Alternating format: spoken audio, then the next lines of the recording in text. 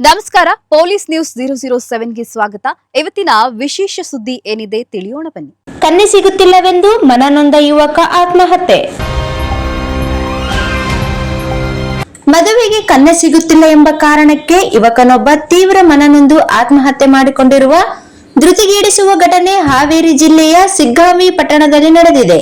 ಪಟ್ಟಣದ ಮ್ಯಾಗೇರಿ ಓಣಿಯ ನಿವಾಸಿಯಾದ ಮನೋಜ್ ಬಸವರಾಜ್ ಹಡಪದ 27 ವರ್ಷ ಆತ್ಮಹತ್ಯೆಗೆ ಶರಣಾದ ದುರ್ದೈವಿ ಎಂದು ಗುರುತಿಸಲಾಗಿದೆ.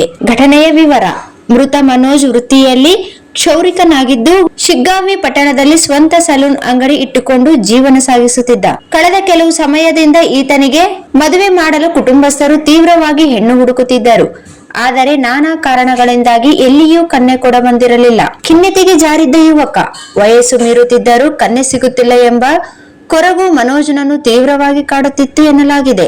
ಇದೇ ಚಿಂತೆಯಲ್ಲಿ ಆತ ಕಳೆದ ಕೆಲವು ದಿನಗಳಿಂದ ತೀವ್ರ ಮಾನಸಿಕ ಖಿನ್ನತೆಗೆ ಒಳಗಾಗಿದ್ದ ಎಂದು ತಿಳಿದಿದೆ. ಅಡುಗೆ ಮನೆಯಲ್ಲಿ ಆತ್ಮಹತ್ಯೆ. ಬುಧವಾರದಂದು ಮನೆಯಲ್ಲಿ ಯಾರೂ ಇಲ್ಲದ ಸಮಯ ನೋಡಿದ ಮನೋಜ್ ಅಡುಗೆ ಮನೆಯಲ್ಲಿ ಸೀರೆಯಿಂದ ನೇಣು ಬಿಗಿದುಕೊಂಡು ಆತ್ಮಹತ್ಯೆ ಮಾಡಿಕೊಂಡಿದ್ದಾನೆ.